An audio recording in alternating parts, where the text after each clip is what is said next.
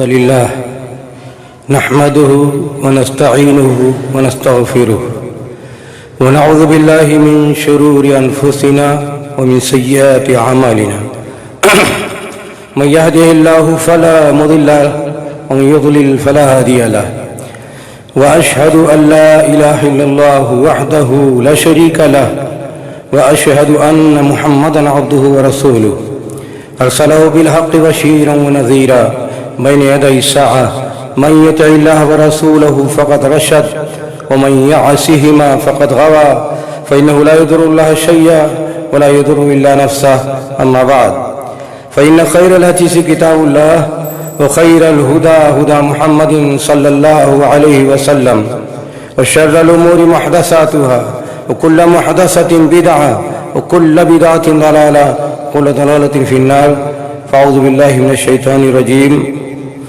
ويل للمطففين الذين إذا اكتالوا على الناس يستوفون وإذا كالوهم أو وزنوهم يخسرون. وعن أبي هريرة رضي الله عنه قال النبي صلى الله عليه وسلم من غش فليس مني ومن غشنا فليس منا. وعن معقل بن يسار رضي الله عنه قال رسول الله صلى الله عليه وسلم من يسترعيه رعية يموت يوم يموت وهو غاش لرعيته فقد حرم الله عليه الجنة. حضرات، ملاوٹ آج سماج معاشرے کی ایک بہت بڑی برائی ہے. ہر چیز میں ملاوٹ. غش جو عربی لفظ ہے اس کا معنی یہ ہوتا ہے خلط الجید بالردی، اچھی چیز کو بری چیز سے ملا دینا. یا دوسرے معنوں میں اور علماء نے کہا ہے الغش ہوا الحسد والغل. ایک دوسرے عالم نے کہا حسد کیا ہے، غش کیا ہے، وہ سواد القلب وعبوسۃ الوجہ. تین معنی، لغوی معنی بھی ہے اور اس کی اصطلاحی معنی بھی ہے. اچھی چیز کو بری چیز سے ملا دینا، یہ ملاوٹ ہے. انسان کی طبیعت مزاج کو اللہ نے جس طرح بنایا ہے، اگر جینوین سچا انسان ہو تو اپنے لیے دوسروں کے لیے مفید ہوتا ہے. لیکن اگر اس کی خالص دل میں، پاکیزہ دل میں، منور دل میں سیاہی اور تاریکی بیٹھ جائے، نفاق کی، شرک کی، برائیوں کی، نفرت کی، حسد کی اور بدگمانیوں کی، تو جینوین نہیں رہ جاتا ہے. اسی طرح اللہ تعالیٰ نے چہرے کو آئینہ بنایا ہے انسان کی ایمان کے لیے، اخلاص کے لیے، اچھائی کے لیے. ایک اچھے انسان سے، ایک اچھے انسان کے چہرے سے اس کی اچھائیاں، اس کی خوبی، اس کا اخلاص، اس کی حسن نیت واضح ہوتی ہے، نمایاں ہوتی ہے. لیکن جب انسان اپنے جیونی صورتحال کو بگاڑ لیتا ہے تو وہ ملاوٹ کرنا شروع کرتا ہے. ملاوٹ اخلاق میں ہو سکتا ہے، ملاوٹ تجارت میں بھی ہو سکتا ہے، ملاوٹ سوچ میں بھی ہو سکتی ہے، ملاوٹ معاملات میں بھی ہو سکتے ہیں، ملاوٹ قول میں بھی ہو سکتا ہے، ملاوٹ کردار میں بھی ہو سکتا ہے. جتنی قسم کی ملاوٹیں ہیں، ہر ملاوٹ کو علماء نے کتاب و سنت کی روشنی میں حرام قرار دیا ہے. معاملات میں اگر ملاوٹ ہے، انسان سماج معاشرے میں رہے، ایسا رہے، اپنی ذمہ داریوں کو نبھائے، لوگوں کے ساتھ معاملات کرتا ہے، سچائی کے ساتھ معاملات کرتا ہے، صاف ستھرا معاملہ کرتا ہے، لین دین میں صاف ستھرا معاملات کرتا ہے، تو وہ سچا انسان ہے اور وہ نیکی کے راستے پہ چلتا ہے اور روزمرہ نیکیوں کا انبار لگاتا رہتا ہے.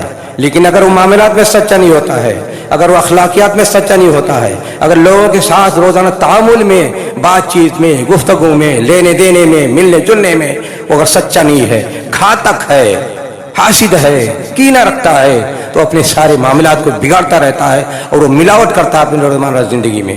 تجارت میں دیکھ لیجئے، تجارت میں سب سے پہلا بڑا مسئلہ آج کے زمانے میں یہ ہے، کہا جاتا ہے ہندوستان میں ملاوٹ دنیا کی سب سے زیادہ برائی پائی جاتی ہے. ملاوٹ ہر چیز میں موجود ہے. کھانے میں ملاوٹ، مان لے تجارت میں ملاوٹ، دودھ میں ملاوٹ، شکر میں ملاوٹ، مسالوں میں ملاوٹ، کھانوں میں ملاوٹ. کوئی چیز بھی ملاوٹ سے خالی نہیں ہے. یہ ساری ملاوٹ جو جتنا زیادہ اہم ہوتا ہے، مثلا کھانے کا مسئلہ، दूध का मसला, ये सब में मिलावट अगर हो तो इंसान की सेहत बर्बाद होती है, बसा औकात जहरीली चीज़ों मिल जाती हैं और इंसान तबाह बर्बाद हो जाता है। हत्ता कि शराबी शराब पीता है उसमें मिलावट, और सबसे ज़्यादा जहरीली शराब पी करके हिंदुस्तान में लोग मरते हैं खाने के हवाले से। ये सारी मिलावटें इंसान के अंदर किस तरह पैदा हो गई हैं। हत्ता कि इंसान की मिलावट की एक शक्ल यह भी है, हुस्न और आराइश के लिए कितनी तदबीरें की जाती हैं, वो सारी जो अल्लाह ताला ने तबई तौर पर बनाई हैं, अगर उनको बिगाड़ करके हुस्न का मज़ारा होता है वो भी हराम शक्ल होती है मिलावट की। इसलिए ब्यूटी पार्लर्स जितने हैं वो अमूमन हराम के दर्जे में आ जाते हैं। खाने में जितनी मिलावट की शक्लें होती हैं हराम के दर्जे में आ जाती हैं। पहनने की जितनी वो शक्लें होती हैं जो इंसान की जाली शख्सियत मज़ाहरा करें वो मिलावट की शक्ल में आ जाती हैं। तो मिलावट की बेशुमार शक्लें होती हैं।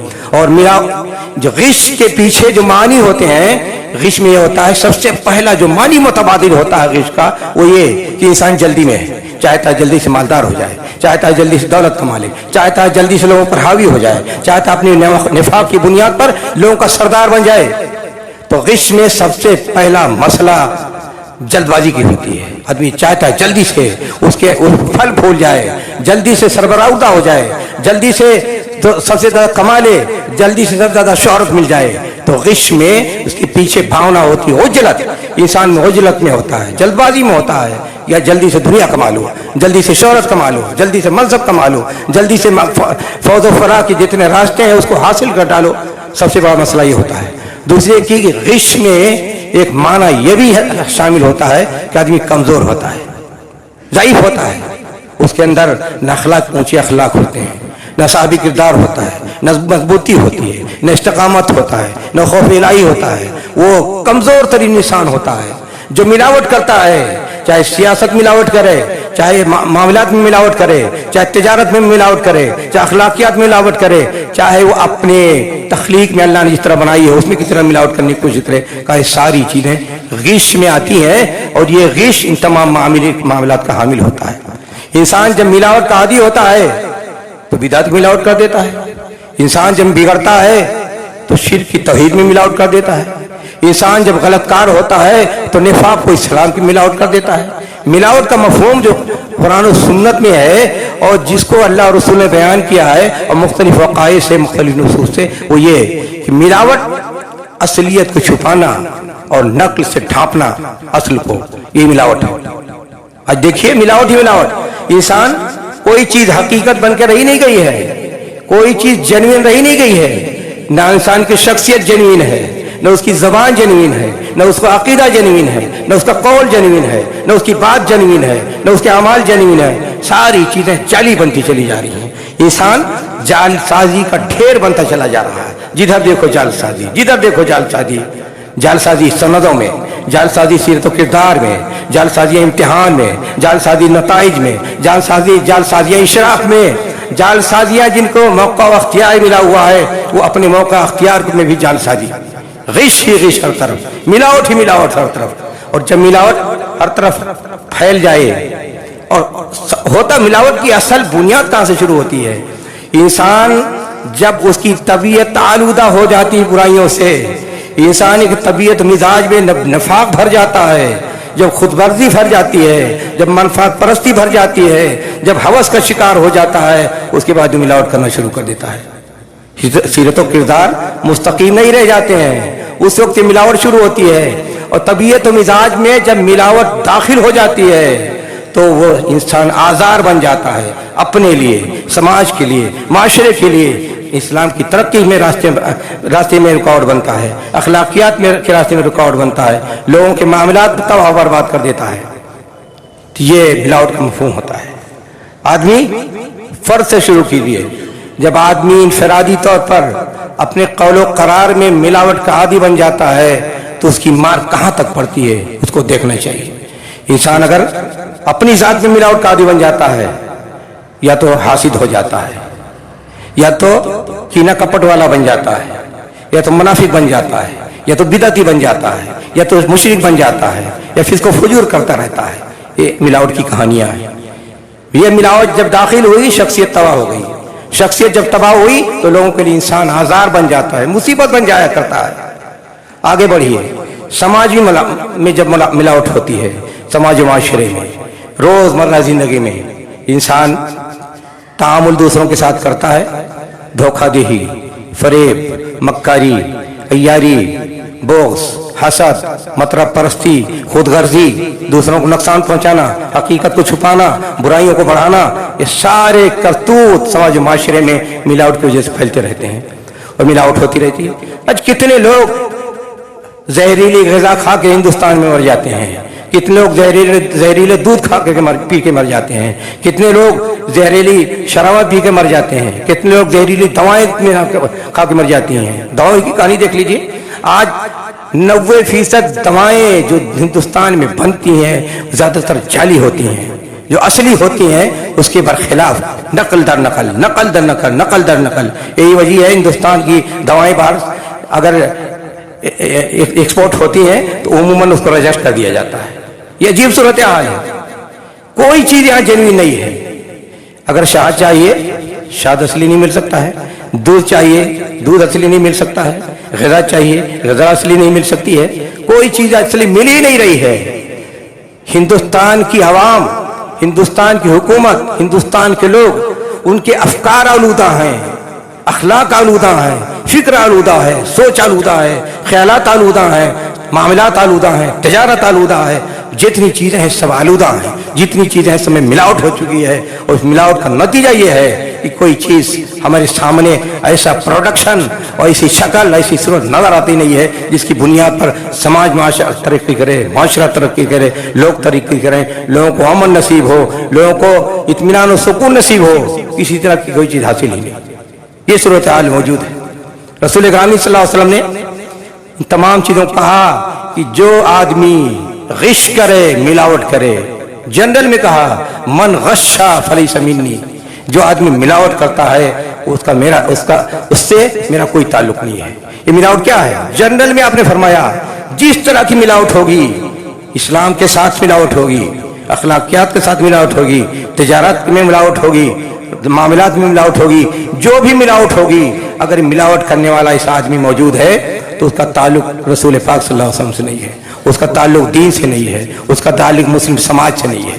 ملاوٹ کرنے والے مجرم ہوا کرتے ہیں۔ جس طرح کی ملاوٹ کریں گے اور جتنا زیادہ ملاوٹ کریں گے، تھوڑا ملاوٹ کریں گے کم مجرم بنیں گے، زیادہ ملاوٹ کریں گے زیادہ مجرم بنیں گے، اور بہت زیادہ ملاوٹ کریں گے بہت بڑے مجرم قرار پائیں گے۔ لیکن ملاوٹ جرم ہے، کسی ناحیے سے بھی ہو۔ رسول پاک صلی اللہ علیہ وسلم بازار تشریف لے گئے، حضرت ابو ہریرہ رضی اللہ عنہ کی روایت ہے، دیکھا کہ غلہ بک رہا ہے، آپ نے اندر ہاتھ ڈالا تو اس میں نمی محسوس ہوئی، پوچھا دکان والے سے بتاؤ کیا ہے؟ کہا بارش ہوئی تھی، اوپر بھیگ گیا تھا، اس کو نیچے کر دیا ہے۔ کہا یہ کرنا تھا تمہیں، جو بھیگا ہوا تھا اسے اوپر رکھتے تاکہ لوگ دیکھتے کہ یہ اس میں بھیگا ہوا ہے، اور تم نے چھپانے کی کوشش کی ہے۔ اس بات آپ نے فرمایا من غشا فلیس منی، جو آدمی ملاوٹ کرے، جو آدمی برائی کو چھپائے، جو آدمی حق کو چھپائے، سچائی کو چھپائے، کہا اس کا مجھ سے کوئی تعلق نہیں۔ یہ تعلیمات ہیں۔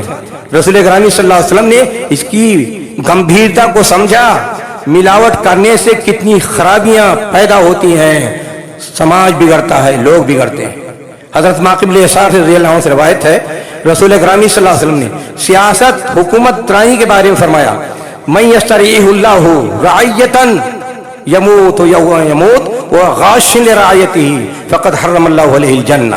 اگر آدمی کو اللہ تعالیٰ کسی کو رعایا کا ذمہ دار بنا دے، حاکم بنا دے، حکمراں بنا دے، اور یہ حکمرانی چاہے اعلیٰ درجے کی ہو چاہے نیچے درجے کی ہو، آدمی کسی منصب کا عامل بن جائے اور بہت سے لوگ اس کے ماتحتی میں کام کریں، ادارے کے مسائل ہوں، سوسائٹیز کے مسائل ہوں، مساجد کے مسائل ہوں، تنظیمات کے مسائل ہوں، یا سماجیات میں بہت سے مسائل ہوں، جہاں بھی جتنی ذمہ داری اگر کسی کو سونپی گئی اور وہ آدمی لوگوں کے ساتھ غش کرتا ہے، فریب کرتا ہے، دھوکہ دیتا ہے، تو اللہ نے بیان فرمایا اس کی جس دن بھی موت ہوگی اللہ تعالیٰ نے اس کے لیے جنت کو حرام قرار دیا ہے۔ سب سے زیادہ نازک انسانی حقوق ہوا کرتے ہیں، اللہ کے حقوق ہیں، اللہ سے انسان روئے گڑگڑائے معاف ہو جاتے ہیں۔ انسانی حقوق، جب انسان کے اوپر کوئی آدمی حکمراں ہو یا ذمہ دار ہو اور وہ اپنے رعایا کے ساتھ، اپنے ماتحتوں کے ساتھ حق و انصاف کے ساتھ کام نہیں کرتا ہے تو سب سے بڑی ملاوٹ ہوتی ہے، سب سے بڑا دھوکہ ہوتا ہے، سب سے بڑا فریب ہوتا ہے، اور اس دھوکے اور فریب کو اللہ تعالی نے فرمایا کہ معاف نہیں کیا جا سکتا ہے۔ اگر اس حدیث کی روشنی میں دیکھیں تو آج کی حکومتیں دنیا میں جو قائم ہیں، آج جتنے چھوٹے بڑے ادارے چلتے ہیں، آج جس طرح ظلم ہوتا ہے، استحصال ہوتا ہے، فریب دیا جاتا ہے، دھوکے دیے جاتے ہیں، لوگوں کے حقوق کی پامالی ہوتی ہے، اس حدیث کی روشنی میں سارے کے سارے جنت جہنم کے راستے پہ چل رہے ہیں۔ اور یہ حکومتیں آج کے دور کی خاص طور پر دیکھیے جتنے ہوتے ہیں، جتنی حکومتیں ہیں چھوٹی سے اوپر سے نیچے، اس حدیث کی روشنی میں سارے کے سارے ظالم قرار پاتے ہیں اور سارے کے سارے جہنمی کام کرتے رہتے ہیں اور جہنم میں جانے والے ہیں۔ ان کی حیثیت کیا؟ یہ حکومتیں جو چھوٹی بڑی قائم ہوتی ہیں اوپر سے نیچے تک، ہر جگہ غش ہی غش، دھوکہ ہی دھوکہ، ملاوٹ ہی ملاوٹ، ظلم ہی ظلم، ستم ہی ستم، ہر طرف لوگوں کے حقوق کی پامالی ہو رہی ہے، عزت و آبرو کی پامالی ہوتی ہے، حقوق کی پامالی ہوتی ہے، عزت نفس کی پامالی ہوتی ہے، مالیات کی پامالی ہوتی ہے، فریب دیا جاتا ہے، دھوکے دیے جاتے ہیں، وعدے دیے جاتے ہیں لیکن پورے نہیں ہوتے ہیں۔ یہ آج حکمرانی کی کہانی یہی بنتی چلی جا رہی ہے، اور مسئلہ صرف یہ نہیں ہے کہ آپ کسی وزیر اعظم کو پکڑیں اور کسی وزیر کو پکڑیں، مسئلہ اوپر سے نیچے تک ہر جگہ یہ صورتحال موجود ہے۔ یہ غش ہی غش ہوتا ہے، دھوکے ہی دھوکے ہوتے ہیں، حقوق کی پامالی ہی پامالی ہوتی ہے۔ تو رب پاک نے فرمایا، رسول اکرم صلی اللہ علیہ وسلم نے فرمایا، جہاں جس جگہ دھوکہ ہوتا ہے، جہاں حق کو چھپایا جاتا ہے، جہاں جس جگہ لوگوں کے حقوق کی پامالی ہوتی ہے، وہ سب کے سب حرام کے درجے میں آتے ہیں، وہ سب کے سب جہنم کے راستے پہ چلنے والے ہوتے ہیں۔ انسان جب غش کرتا ہے تو وہ یہ مظاہرہ کرتا ہے کہ وہ لوگوں کے حرام مال کھانے کے لیے تیار ہے، غش کرتا ہے تو یہ ظاہر کرتا ہے کہ وہ خود غرض ہے۔ آدمی جب فریب کرتا ہے تو یہ مظاہرہ کرتا ہے کہ منافق ہے۔ آدمی جب دھوکہ دیتا ہے تو غش کرتا ہے۔ آدمی جب زیادہ زیادہ حق کو چھپانے کی کوشش کرتا ہے اور سچائی کو چھپانے کی کوشش کرتا ہے تو غاش قرار دیا جاتا ہے۔ یہ غش جو ملاوٹ جو ہوتی ہے، انسان کی جتنی خرابیاں ہو سکتی ہیں جو سماج و معاشرے کو، فرد کو تباہ کرنے کے لیے ہیں، وہ تمام معانی کا غش شامل ہے۔ اسی طرح جتنے اچھے صفات ہو سکتے ہیں، جتنی اچھی خوبیاں ہو سکتی ہیں، جتنی اچھائیاں ہو سکتی ہیں، ان تمام کی پامالی کا نام غش ہے۔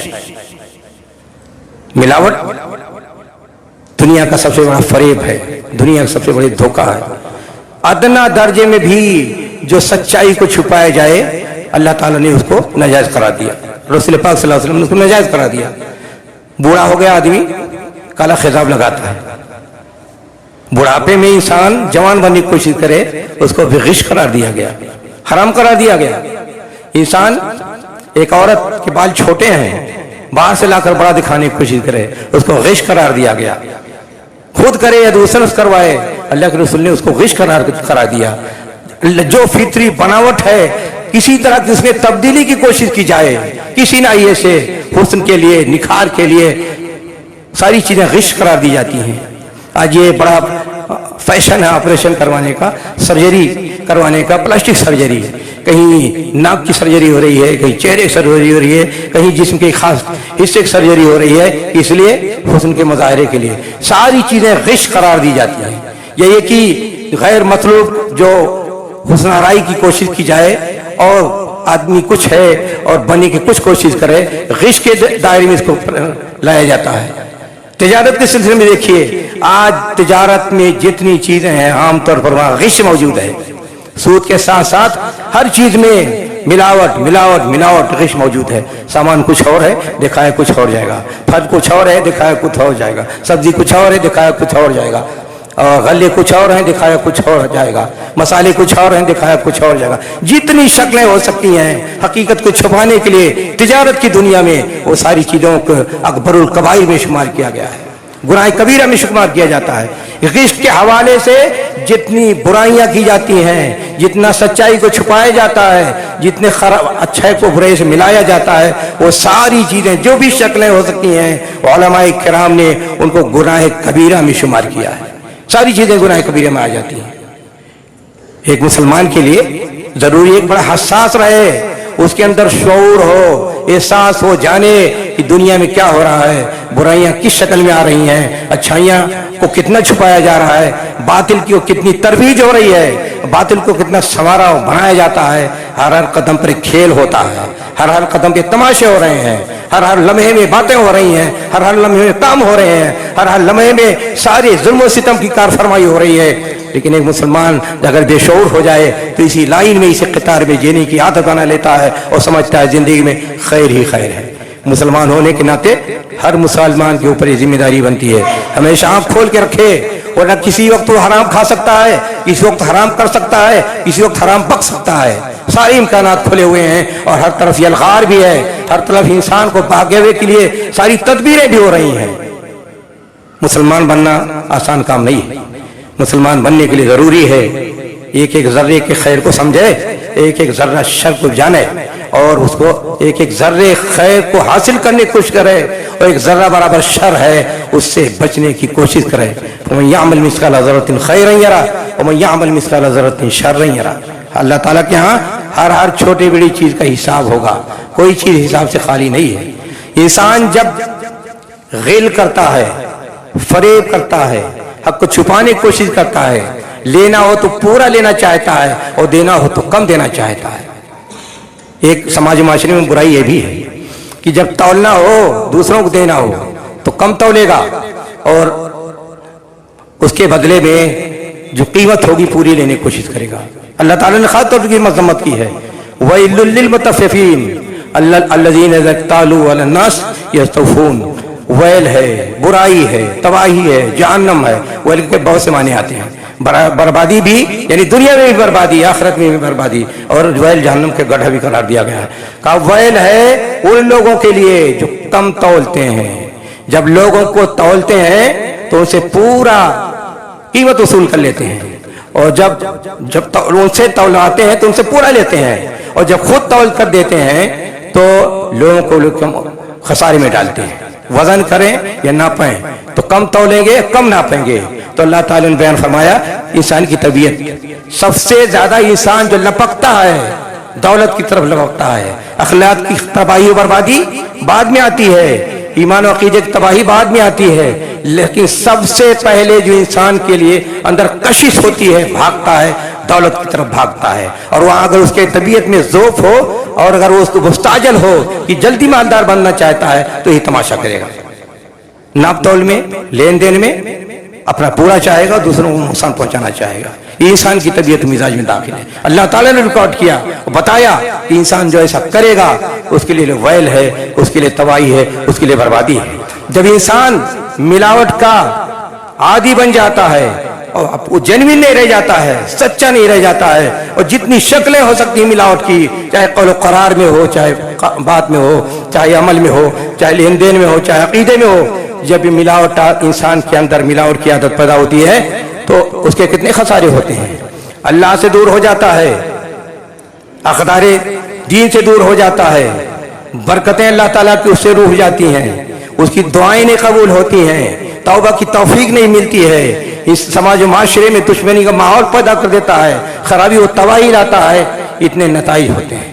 انسان جب تمام برائیوں کا حامل ہوگا، چاہے اس کا تعلق اخلاقیات سے ہو، معاملات سے ہو، سیاست سے ہو، عقائد سے ہو، اعمال سے ہو، تو تباہیاں یہ نتائج اس کے ظاہر ہوتے ہیں۔ ثمرات اس کے اسی طرح ظاہر ہوتے ہیں کہ وہ اللہ سے دور ہو جاتا ہے، سماج سے دور ہو جاتا ہے، اپنی حیثیت برباد کر دیتا ہے، اللہ کی توفیق اس کو نہیں مل پاتی ہے، برکتوں سے اسے روٹ جاتی ہیں، اور اس کو توبہ کی توفیق نہیں مل پاتی ہے۔ توبہ کی توفیق مل جانا ایک انسان کے لیے اللہ کی بہت بڑی نعمت ہے، لیکن جب انسان مستقل اس کا عادی بن جاتا ہے، یہ اپنی شخصیت کو فنا کر دے، خود غرضی کے لیے، مفاد پرستی کے لیے، لالچ کے لیے، غل و حسد سے اس کا چہرہ بھی کالا ہو جائے، اس کا دل بھی کالا ہو جائے، تو اللہ تعالیٰ اس کو توبہ کی توفیق نہیں دیتا ہے۔ اور انسان کے لیے سب سے بڑی محرومی یہ ہے کہ اللہ تعالیٰ کسی کو توبہ کی توفیق نہ دے۔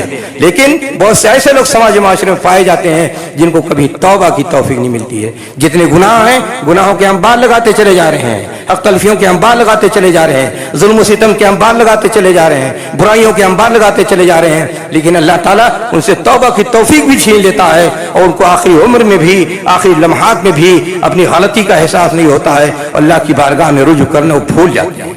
یہ خرابیاں ہیں ملاوٹ کی، یہ معانی ہیں ملاوٹ کے، ملاوٹ کے یہ سے کتنی برائیاں انسان کے اندر آ جاتی ہیں اس کی وضاحت کی گئی، برائیاں اور کتنی اچھائیاں سے انسان محروم ہو جاتا ہے اس کی وضاحت ہوئی، اور ملاوٹ کے کتنے انجام ہیں اور یہ کہ ملاوٹ کرنا شریعت میں کیا ہے، ساری چیزیں آپ کے سامنے پیش کی گئیں۔ اللہ ہم سب کو توفیق عطا فرمائے کہ ہم دین کو تو صحیح طور پر سمجھیں، اور جتنی خرابیاں برائیاں غش کے حوالے سے آتی ہیں اللہ تعالیٰ ان تمام برائیوں سے ہمیں محفوظ رکھے۔ وآخر دعوانا ان الحمدللہ رب العالمین۔